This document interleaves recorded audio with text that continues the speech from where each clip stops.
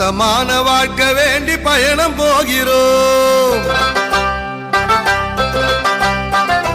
பாசமான வாழ்க்கை வேண்டி பயணம் போகிறோம். அன்பு பாதையிலே வழித்துணையா நீ வர வேணும். நேசமாக வாழ்வதற்கு வழி தெரியலையே, நேசமாக வாழ்வதற்கு வழி தெரியலையே. இனி நீ இருந்தா வழி தெரியும், பயணம் செழிக்கும்.